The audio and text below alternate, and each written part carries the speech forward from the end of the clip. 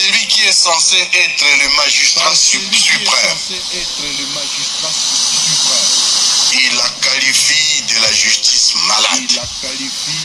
Bakunzi ba Beacon of Hope magazine ndabasuhuje cyane mbifuje kugira ibihe byiza. Uwo mwumva arimo aravuga mu gifaransa bamwita Corneille Nangaa. Corneille Nangaa ni coordinateri wa AFC M23. Umwaka urashize abarwanyi ba M23 na AFC bafashe umujyi wa Goma. Ibihe byihuta vuba, abaririmbyi nibo bavango birihuta vuba bekibagirana, ariko birihuta vuba ukagira ngo ni ibintu byabaye ku munsi w'ejo. Sinzi niba wibuka ko umwaka ushize tuvuga amakuru y'ifatwa ry'umujyi wa Goma. Umwaka urashize abantu batari bake baguye muri uriya mujyi kubera intambara ku mpande zarwanaga.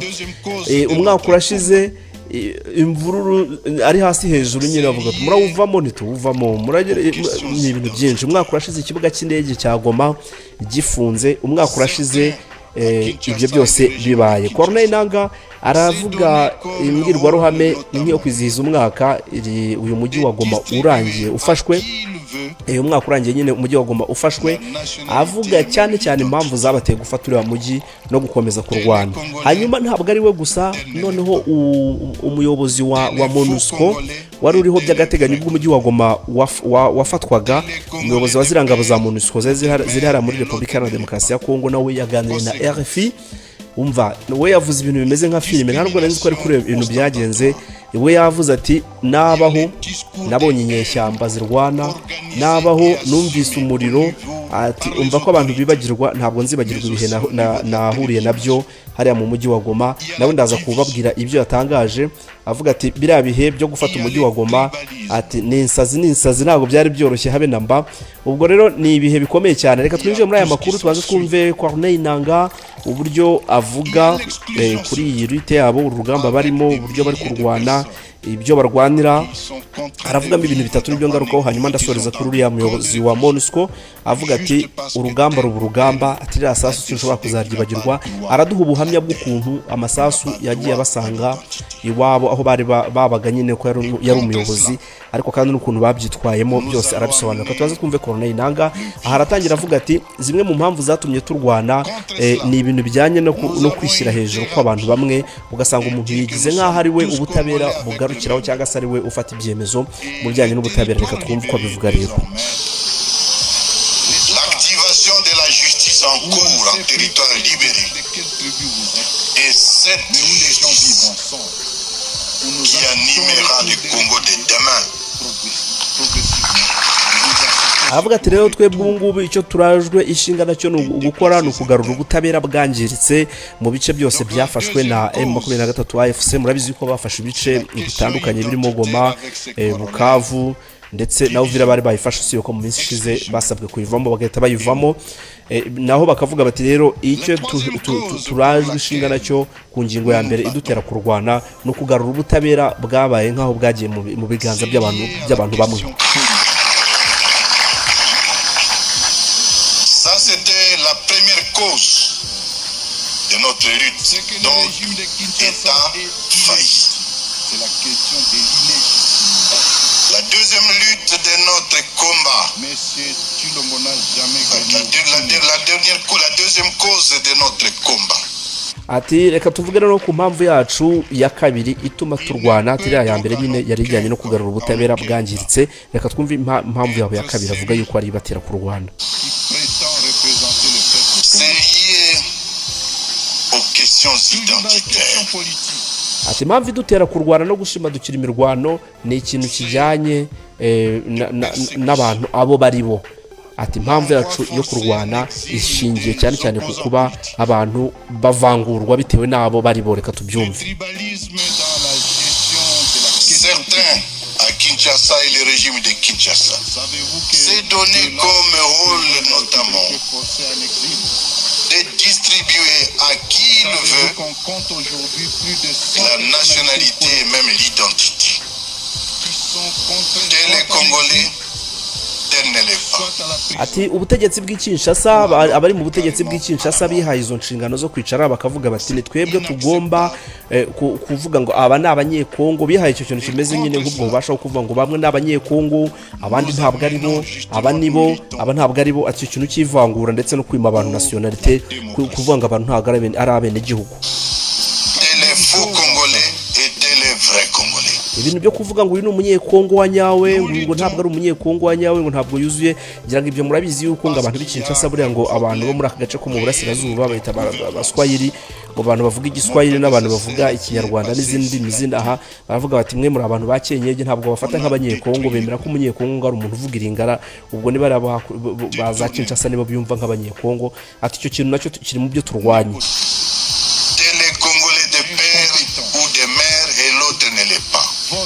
Conséquence, il y a la discrimination ostentatoire. Ati uretse icyo cy'amoko, ayo moko bayashingiraho bagakora ikintu kijyanye n'ivangura. Ivangura rimeze nabi, biri mu byo turwanya. Ivangura ubu n'ivangura amoko n'ubundi birumvikana. Il y a les discours de haine organisés et assumés au niveau par les autorités, mais aussi au niveau de la télévision nationale. Ati murabizi yuko hagiye humvikana imbwirwaruhame zibiba urwango zagiye zivugwa n'abayobozi b'ubutegetsi buriho, ndetse bakabikora mu buryo bweruye, bakajya kuri televiziyo z'igihugu bakabivuga. Ejo bundi ni umuvugizi w'igisirikare cya Repubulika na Demokarasi ya Kongo, niba ni wabivuze ariko ndumva ari we, ubwo yavugaga komoka avuga ati bumwe mu bwoko bwahari, avuga ati ntimugashyingiranwe nabo, ati ni abantu babi cyane. Il y a le tribalisme. Ati mu by'ukuri muri iki gihugu cyacu hari ivangura amoko riri ku rwego rwo hejuru. Il y a tout ce qui s'ensuit. Il y a l'exclusion surtout, avec des milliers de personnes qui sont contraintes de vivre dans des camps de réfugiés, juste parce que tel ou tel a décidé qu'il n'a pas droit à la terre. Ati muzi abantu bahejwe, abantu bagenda bagahezwa. Uyu munsi hari abantu ibihumbi n'ibihumbi bari kuba mu nkambi kubera yuko bambuwe uburenganzira ku gatabo. Ugasanga abantu bambuwe uburenganzira ku gataka kabo cyangwa se kuri gakondo yabo, hanyuma bakajya kuba mu nkambi. Ibyo bintu murabizi, kubera ko ari umuntu wicaye akavuga ngo aho hantu ntabwo ari ahanyu, ngo ntabwo mukwiye kuhaba. Ibyo byose nibyo duhagurukiye kurwana. Arimo aravuga ku mpamvu zo kurwana kwabo. Et contre cela, nous allons amener le vivre ensemble. Ati rero mu kurwanya ibyo byose, twebwe icyo dushyize imbere cyangwa icyo tugomba kuzana ni ukubana, tukabana mu mahoro, tukaba hamwe. Contre cela, nous avons une thérapie de dire que nous sommes tous Congolais avec les mêmes droits. Ati kandi kurwanya ibyo byose dufite umuti twafashe tugomba kugotomera tukawunywa twese, kwaho tuvuga yuko abanyekongo tugomba kuba hamwe kandi twese turi bamwe. Et le territoire libéré désormais, l'espace où on ne sait plus de quelle tribu vous êtes, mais où les gens vivent ensemble, où nous assistons au retour des réfugiés progressivement, et nous assistons surtout au retour des déplacés internes. Ibice byose twafashe, ahantu hose twamaze kuribera, ibice byose twafashe baye mu 23 AFC niko bavuga nyine. Ati ibyo bice byose twamaze gufata, to making sure yuko abantu babana nta byivangura, ubwoko waba uri bwo bwose, nta byo kuvuga ngo ndo uyu ngo haniho nkwiye kuba ngasi nkwiye kuba. Urabizi muri Kongo ko hari amoko menshi, hari amoko menshi cyane, n'indimi zitandukanye bavuga nyinshi. Abo rero ngo mu bice bafashe bari ku making sure yuko abantu babana, bakabana mu mahoro nta rwikekwe hagati y'amoko, ndetse n'abantu bari barahunze baravuye mu byabo, ayo bita aba déplacés internes, no kuvuga abantu barahungiye imbere mu gihugu, aba nabo babashije bagaruka mu byabo, bongera basubira mu bitaka bari basanzwe batuyemo. Donc la deuxième cause, c'est la question identitaire avec ses corollaires, division, exclusion et autres. La troisième cause pour laquelle nous nous battons. C'est lié à la question politique. ati hanyuma impamvu rero ya gatatu dutera kurwana ituma twareguye imbunda tugahatana imiriro tukayirekura ni impamvu irebana na politiki. Reka twumve impamvu ya politiki rero.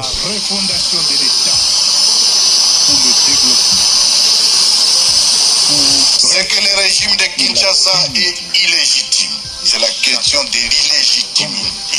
ati rero ikintu turi kurwana nacyo uyu munsi ni uko ubutegetsi bw'Kinshasa bwaravuga ubutegetsi bwa Felix Tshisekedi ati ni ubutegetsi buri illegitime, ubutegetsi butemewe, ubutegetsi buriho nyamara butaratowe n'abaturage cyangwa se butemewe, ubutegetsi buri aho nyine. Monsieur Tshilombo n'a jamais gagné aucune élection. ati Monsieur Tshilombo ubwo ni Felix Tshisekedi Tshilombo ati nta na rimwe yigeze atsinda amatora n'inshuro n'imwe. Uyu mugabo kubivuga bishobora kuba byagira ukuri kuko kuri manda ya mbere ya Felix Tshisekedi ubwo yabaga perezida, uyu yari perezida wa komisiyo y'igihugu y'amatora, binavugwa yuko yagize n'uruhare rukomeye mu kuba yaragiye ku butegetsi. Ati rero icyo gihe kuva yajya ku butegetsi nta na rimwe yigeze atsinda amatora. Ubu nawe yemeye icyaha ko yamuhaye amajwi atarayakwiye.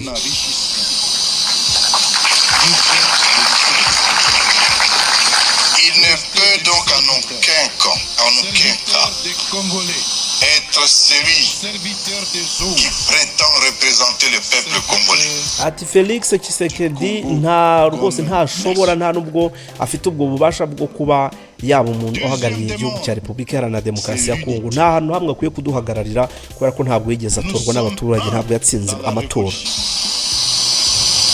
Toujours dans les questions politiques, nous avons accepté c'est de persécution, l'envoi forcé en exil des opposants politiques,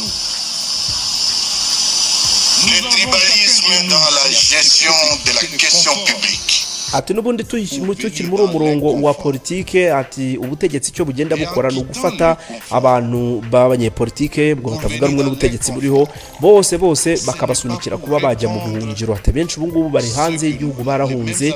Ati ibyo kandi bikajyana no gukoresha imitungo y'igihugu, ariko noneho bikanongera numve neza, numva ko kanjitse yaravuze ngo iki, ongera usubiremo nyakubahwa. Dans la gestion de la question publique. ati rero amoko, gukoresha amoko mu kujera cyangwa se mu gucunga imitungo y'igihugu. ahangaha nabyo ni ikibazo, ugasanga abantu bari mu mitungo y'igihugu nabo mu bwoko bumwe, nabo wenda nk'abaruba n'urugero, ugasanga nibo bari kuyobora hano nabiri, ugasanga nibo bari muri ibi ngibi. ati icyo kintu cy'amoko n'ivanguramoko mu gufata inshingano no kuyobora nacyo kiratuzengereje. Nous avons de braves hommes. Savez-vous que l'ancien président de la République est forcé en exil? ngira ngo murabizi, sinzira kuvuga yuko uwahoze ari perezida w'igihugu yaje guhatirwa guhunga akava mu gihugu agahunga. wavuga ni Joseph Kabila yarahunze amara igihe za South Africa, amara igihe za Zimbabwe. muri iyi minsi ari muri Repubulika Iharanira Demokarasi ya Kongo, ariko mu gice 23 yafashe ari muri Goma, niko amakuru atubwira yuko ari wari maginga ye. Savez-vous qu'on compte aujourd'hui plus de 100 personnalités politiques qui sont contraintes soit en exil, soit à la prison, ou alors tout carrément à la mort. ati se mwari mubizi yuko abantu barenga 100 b'abanyepolitike uyu munsi tuvugana, bamwe bari mu buhungiro, abandi bari muri gereza, abandi bashobora kuba barishwe mu buryo budasubirwaho, bashobora kuba baramaze gupfa. ibyo ngira ngo mwari mubizi. C'est inacceptable. Et contre cela, nous amenons justement, nous luttons pour la démocratie. ati rero kubw'izo mpamvu cyangwa se ibyo byose birimo biraba, urugamba turwana ni urugamba rugamije kutwerekeza kuri demokarasi. iyo demokarasi rero ni yindi bakunda kuvuga. uwo ni Corneille Nangaa, akaba coordinateur cyangwa se umuyobozi wa AFC 23 mu ijambo yavugaga ryo kwizihiza umwaka abarwanyi bayo 23 bongeye kwigarurira umujyi wa Goma bakawufata, na n'ubu bakabamaza umwaka bawuyoboye. hanyuma rero reka duhite dusimbukira kuri wa muyobozi w'ingabo za Loni waganiriye na radio mpuzamahanga y'Abafaransa uyu yitwa Vivian niyo mazina ye, umuyobozi w'izi ngabo, avuga ati ibintu byari bikomeye, ibintu ntabwo byari byoroshye. Reka twumve inkuru ye ukuntu yari imeze. Uyu yari umuyobozi wungirije wa MONUSCO ushinzwe ibikorwa no kurinda abasivili, yari muri uriya mujyi wa Goma igihe bajya kuwufata.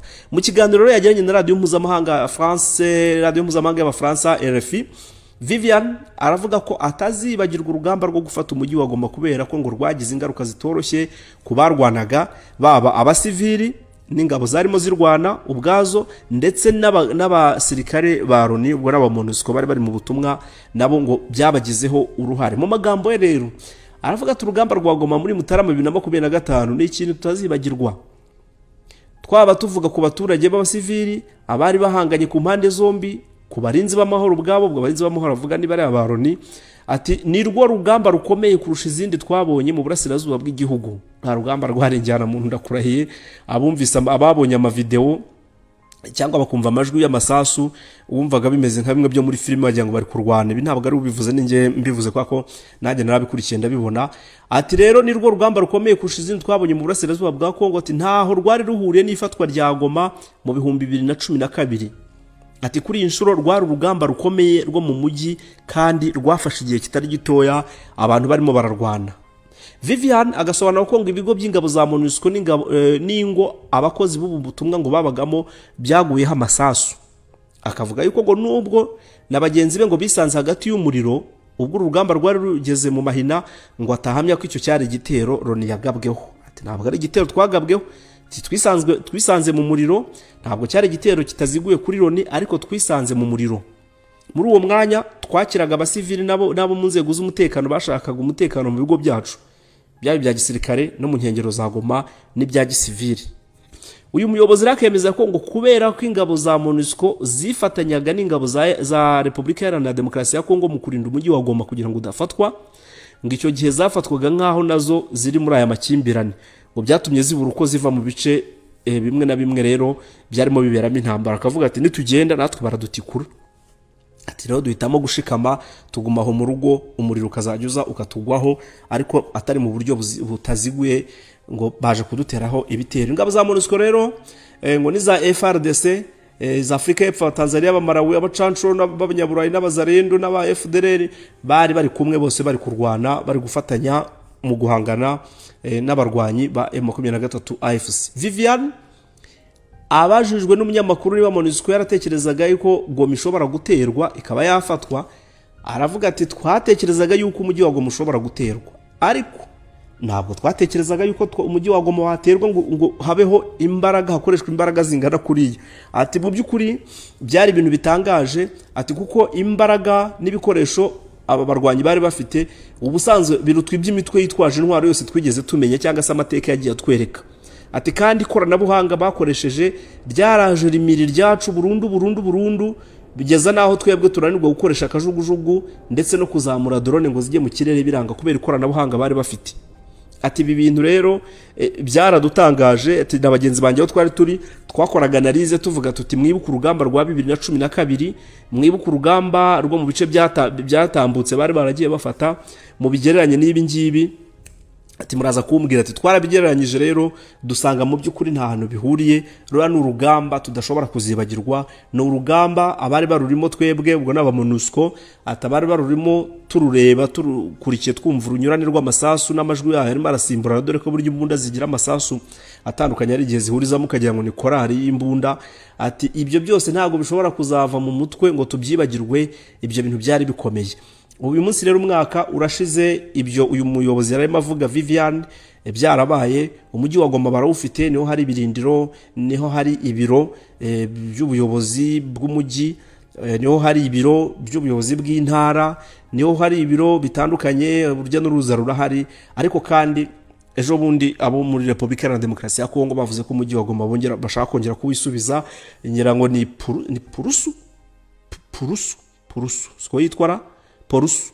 Uyu wahoze ari guverineri wemewe na leta wa Kivu y'Amajyepfo, ubwo yagarukaga muri Uvira yaravuze ati ubu ngubu twaje kandi twaza mwajya he? Ati ntabwo ari Uvira gusa tugarutsemo, ahubwo na Goma turaza kuzamuka tuyifate, dukubitirize tujye na Bunagana tuyifate, dukubitirize aba barwanyi ba M23 tubasunika bajye muri Sabyinyo. Uyu mugabo wavugaga ibi ngibi yagarutse muri uyu mujyi, awugaruwemo nuko abarwanyi ba M23 bari bawuvuyemo nyuma yuko babisabwe cyangwa se babitegetswe, je ne sais pas, sinzi rangaje gukoreshwa aho ngaho, ariko habayeho kubibwirwa. Bavuyemo nyuma yo kuvamo rero uyu muyobozi azamo arangije ati ngo ariko twaje ni pas de retour pas de pardon. Ubwo rero nuko ibintu bimeze. Nyandikira muri commentaire, uravuga iki ku gufatwa k'uyu mujyi umwaka ukaba wihiritse? Ese koko abarwanyi ba FARDC n'ubutegetsi bwa Tshisekedi bashobora kongera bakisubiza imijyi yafashwe na M23? Mbwira uko bitekereza. Nkwifurije kugira ibihe byiza, ndagusaba na subscribe niba utari wayikora ubikore ukibyibuka, ni support ikomeye ababikoze mwese. Thank you so much kuri mwebwe, mukomeze mugira ibihe byiza.